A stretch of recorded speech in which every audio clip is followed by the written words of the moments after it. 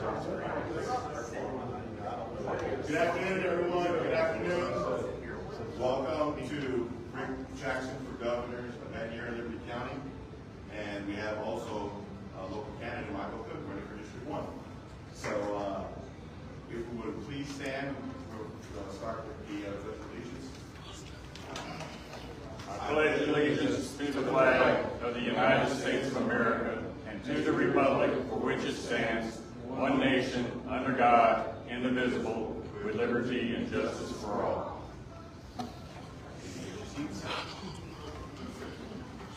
All right, folks. We're here because we need a new vote, and we also need new permission.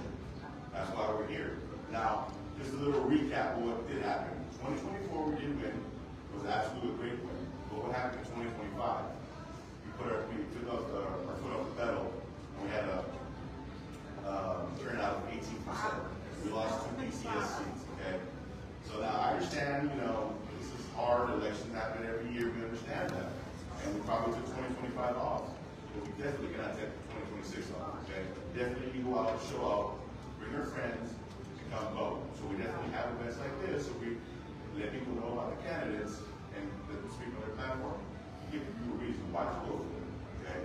So without further ado, we'll start with Michael Cook, running for County Commissioner District 1.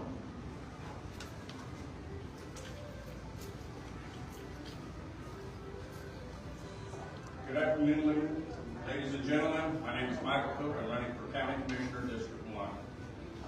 Liberty County is currently 37th in population with about 71,000 people, 121st in per capita income, anywhere from $35,000 to $45,000 per head, and about $60,000 for the family. We are currently second in property taxes in the state of Georgia. We're second highest. Now, if you listen to the United for Alice report, 54% of us are living paycheck to paycheck. 45% can't even make basic needs. What can we do? Well, if we continue to vote the same way, you're going to get the same results. Since 2023, when the last election happened, the budget has grown from $49 million to $71.2 million. That's an increase of $5 million per year. Where does that money go? 60% goes to pay and allowances, 40% for your legislative and your judicial branches.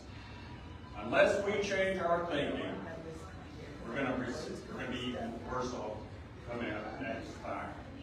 So, in order for change, I'm going to need your vote. And I promise I'll be working for you. I will make myself available to you. And I'm voting for transparency, budget reform, and moving forward for a more prosperous future. Thank you.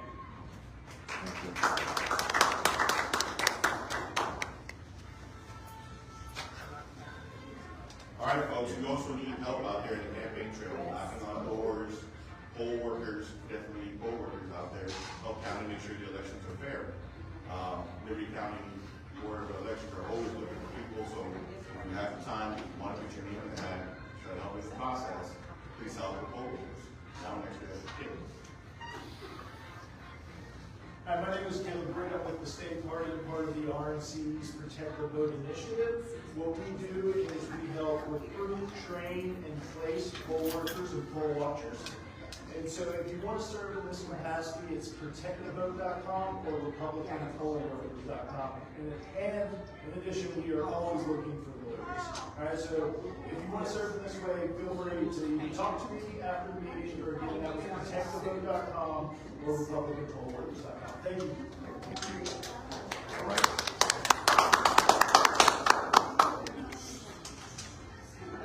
All right, folks. Now we have Joshlynn, Westberry, Representative Rick Jackson. Hey y'all, my name is Joshlynn. I'm the regional director for Rick Jackson's campaign for governor in this area. I serve Wilmer, Liberty, and 8 other surrounding counties. Before I start talking about Rick, I want to know a little bit about myself.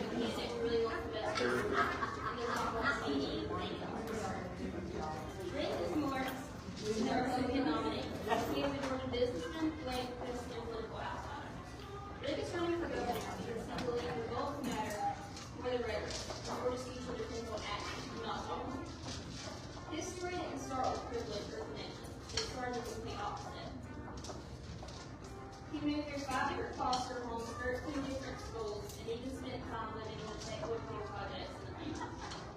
Rick never knew his father, and his mother struggled with alcoholism. He would have to earn everything he had with resilience, responsibility, and hard work, and that's exactly what he did. He worked his way out. When Rick was reported staying in college, he took a straight from his sales club and later bought something to work for. Today, Rick's businesses serve all 50 states, help provide care to more than 20 million patients each year, and generate over $3 billion in revenue. Rick doesn't share that with brag. He shares that because his life has always been about action, impact, and putting his best foot forward. Success gave Rick the ability to step up when Georgia and the country needed it. When China threatened to cut off antibiotic supplies during the trade negotiations with President Trump, Rick stepped in and saved the last major antibiotic manufacturer in America, increasing production and sacrificing millions to ensure American lives come before profits.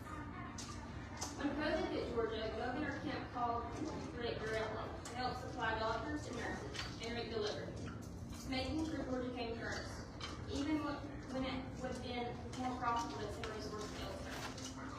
And because Rick grew up in foster care, he fought the political system to deliver real change for children who can't fight for themselves. He worked with leaders across Georgia to pass legislation that now allows former foster youth to attend college tuition free at zero cost to taxpayers, giving hundreds of young adults the chance to break the cycle of dependency and poverty. Rick believes leadership isn't about speeches or lifelong political careers. It's about identifying problems, demanding results, and holding systems accountable. He believes Georgia needs an outsider, not a pure politician, and he's got a plan. As Georgia's governor, Rick has a plan to cut income tax in half and lower property taxes. Joshlynn supports Georgia's high property taxes and opposes the efforts to lower the income tax. Rick will audit every dime spent in Georgia state government and eliminate wasteful spending to balance the budget and build up our rainy day fund. He should use taxpayer money to fund her luxurious lifestyle and reward insiders. She was also at the center of multiple pay-to-play scandals. Rick is committed to strengthening Georgia's education system. He will improve public schools through record investments, teacher pay raises, and higher standards. Rick's plan will ensure that every student is proficient in reading and writing by the end of 3rd grade. Rick is a healthcare expert. He built his law firm. Rick plans to lower healthcare prices and prescription drug prices by taking on health insurance companies and getting rid of middlemen who pass on unnecessary costs to patients and customers. Rick supports the police and will make our neighborhood safe. He wants more police officers employed and to keep criminals in custody. Joshlynn has allowed more than 400 police officer vacancies to go unfilled, while news reports that violent crime continues to spiral out of control. Keisha was the mayor of Atlanta as violent crime became rampant, which led the media to refer to the city as a war zone. Homicides spiked 60%, and at least 840 people were struck by gunfire within a single year. With that, I want to leave you with a story I recently heard from an